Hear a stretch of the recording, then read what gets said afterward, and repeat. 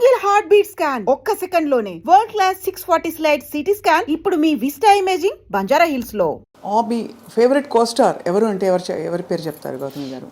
Because మీరు అందరూ అగ్ర హీరోల సరసన నటించారు. దాదాపు ఐ థింక్ అందరూ all south Indian stars you have acted with. Almost very few people have not acted with.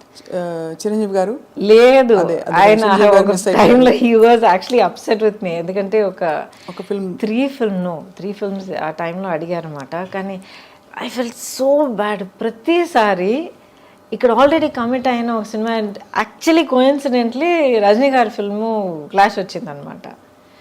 And ఇప్పటిదాకా ఒక ఫిల్మ్ కమిట్ అయిపోతే ఏ కారణం కొద్ది కూడా అది ఆ డేట్స్ డైవర్ట్ చేసి ఇంకొకరు కూడా ఇప్పుడు దాకా చేయలే. I last good films, but అలాంటి కాంప్రమైజ్ ఎప్పుడు చేయలే. అది తెలుస్తుంది, మీ ఖచ్చితంగా ఉంటారండి మీరు. మన వల్ల ప్రొడ్యూసర్కి మాత్రం ఇబ్బంది కలగకూడదు. ఒక ఫిల్మ్కి ఆ మర్యాద మనం ఇవ్వాలి. So I feel so bad. ఇవాళ దాకా I feel so bad. Maybe ఆయనకు ఒకరోజు పర్సనల్గా ఎక్స్ప్లెయిన్ చేయడానికి అవకాశం దొరుకుతుంది, but I feel bad. And Balakrishna garu, few people I not work, otherwise mostly అందరూ వర్క్ చేశాను. వెంకటేష్ గారితో బ్యూటిఫుల్ శ్రీనివాస్ కళ్యాణమే ఉంది, ఐ నో. కాకుండా of course Guru Sishyan with Rajini garu. Rajini గారు చాలా చేశారు కదా. అది ఇంట్రెస్టింగ్. చాలా సినిమాలు చేసినట్టు అనిపిస్తుంది, బట్ ఈ 125 సినిమాల్లో ఆయనతో 4 సినిమాలు చేశా. But each one is a huge hit. కానీ ఒక సోషల్ ఇంపాక్ట్ కానీ మాస్ ఇంపాక్ట్ కానీ అంత క్రియేట్ చేసింది అనమాట. సో మీరు డాన్స్ చిన్నప్పటి నుంచి నేర్చుకున్నారా? అంటే అసలు ఎలా వచ్చింది మరి అంత బ్యూటిఫుల్ మూవ్మెంట్? బికాస్ ఎక్కడ చూసినా కూడా మీ పాటల్లో మీకుండే స్టెప్పులు అసలు ఆ టైంలో బాగా ఫేమస్ అయిన స్టెప్పులు కొన్ని ఉన్నాయి మీరు చేసిన. సో అండ్ ఆల్సో చిక్బుక్ రైలు ఆఫ్ కోర్స్ ఒక కింగ్ ఆఫ్ డాన్స్ ఆయన. చిక్కుబుక్ రైలు అయితే యాక్చువల్లీ ఆ ఫిల్మ్ కొరియోగ్రఫీ తలక గ్రామరే మారిపోయింది. అప్పుడు దాకా ఒక స్టైల్లో వెళ్తూ ఉండింది. ఆ సినిమాలో ప్రభుదేవ అండ్ రాజు సుందరం ఇద్దరు వాళ్ళ నాన్నగారు సుందరం మాస్టర్ గారి గైడెన్స్లో ఫుల్గా మార్చిపారేశారు. అండ్ నాకు అస్సలు డాన్స్ రాదండి, అస్సలు డాన్స్ రాదు. ఎక్కడ అలా అనిపించదు? ఎక్కడ మీరు +2 చదివేటప్పుడు అందరూ నేర్చుకునేటట్టు నేను కూడా కూచిపూడి క్లాస్కి వెళ్ళేదాన్ని. బాలాక్క టీచర్ అక్కడ బ్యాక్ కొట్టి ఒక పాస్చర్ తెప్పించి బేసిక్స్ అన్ని నేర్చుకున్న తర్వాత ఇండస్ట్రీకి వచ్చేసా. I never knew how to dance at all. చేసి చేసి చేసి చేసి నన్ను ట్రైన్ చేసుకున్నాను. బేసిక్లీ రిథమ్ అంటే ఏంటి, మూవ్మెంట్స్ అంటే ఆ బాడీ మూవ్మెంట్ అంటే ఎలాగా, బాడీ అనేది ఒక నార్మల్ యాక్షన్ సీన్ నుంచి ఒక సాంగ్ సీక్వెన్స్కి ఎలా మనల్ని మార్చుకోవాలి. బికాజ్ వర్కింగ్ సో మచ్ అండి. 24 అవర్స్లో మనం ఆల్మోస్ట్ 18 అవర్స్ నేను సెట్లో ఉండేదాన్ని. డైలీ 2 షిఫ్ట్స్ వర్క్ చేసేదాన్ని. సో అంత వర్క్ చేస్తున్నప్పుడు అది ఆల్మోస్ట్ ఒక బ్రీదింగ్ లాగా అయిపోతుంది మనకి. సో మరి అందుకనే బహుశా మీరు అంత అజైల్గా కనిపించేవారు స్క్రీన్ మీద. యువర్ సో అంటే ఎలా చెప్పాలి, ఫ్లూయిడ్గా ఉండేది మీ పర్ఫార్మెన్స్ అంతా కూడా. థ్యాంక్ యూ ఫర్ దాట్ అండి. బట్ ఐ థింక్ ఇప్పుడు మీరు అంటున్నప్పుడు mind went back to that. నాకు ఓవర్వెల్మింగ్గా గుర్తొచ్చేది ఏంటంటే I just loved what I was doing. నాకు ఇన్ని గంటలు పనిచేస్తున్నానా, నాకు అసలు నిద్రే లేదే, టైంకి తినలేదు, లేకపోతే కాళ్ళు నొప్పి పెడుతున్నాయి, నథింగ్. నెక్స్ట్ ఏంటి, ఏ సినిమా, ఏ షూట్, ఏం సీన్, ఏం చేస్తున్నావు. It was a fantastic thrilling ride for me అనమాట. అండ్ ఇట్స్ చాలా గొప్ప బ్లెస్సింగ్ అండి. Almost 37-38 years now. అవును, నాన్ స్టాప్. ఎప్పుడు అసలు అలసిపోలేదు. And I'm still here.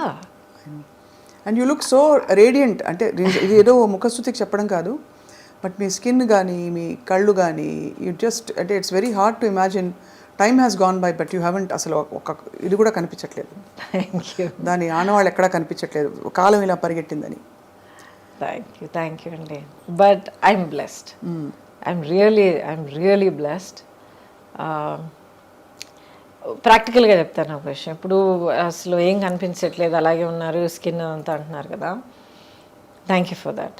But ప్రాక్టికల్గా చెప్పాలంటే మనం ఎలా బ్రతుకుతున్నామో చాలా ఇంపార్టెంట్. నాట్ జస్ట్ ఎక్సర్సైజ్ చేస్తున్నామా, ఇన్ని క్యాలరీస్ తింటున్నామా, ఇది చేస్తున్నా, నో. హాలిస్టిక్గా నన్ను నేను ఎలా గమనించుకుంటున్నాను, మైండ్, బాడీ అండ్ సోల్. ఇప్పుడు నేను కూడా చాలా horrible time of my life నేను దాటుకుని వచ్చాను. నేను చాలా హారబుల్. అసలు ఇప్పుడు రైట్ నా నేను ఫైట్ చేస్తున్న బ్యాటిల్ గురించి మీరు విన్నారంటే కొంచెం మీకు తెలిసి ఉండొచ్చు. I'm fighting a legal battle to get all my life earnings back. But ఒక్కొక్క స్టేజ్ దాటుకొచ్చేటప్పుడు, లేకపోతే బయట మనం చెప్పేటప్పుడు బీ స్ట్రాంగ్ బీ అని అంటాం మనం, అండ్ వీ మీన్ ఇట్. కానీ ఆ పొజిషన్లో ఉండి ఫైట్ చేసేటప్పుడు అది ఎంత ఘోరమైన ఒక సిచ్యువేషన్ అనేది మనకి అనుభవించే ప్రతి ఒక్కరికి తెలుస్తుంది. Now I realize through all of that you need to find something within yourself. మనలో మనం ఒక యాంకరింగ్, ఒక సెంటరింగ్ ఒకటి చేసుకోవాలి. ఏం జరిగినా, ఎన్ని పడవలు కూలిపోయినా, ఎన్ని స్టార్మ్ విండ్స్ మనల్ని కొట్టుకుపోయినా, ఏం జరిగినా సరే యూ హ్యావ్ టు మనలో మనం అంటూ ఒక యాంకర్ ఉంచుకోవాలి, పెట్టుకోవాలి మనం.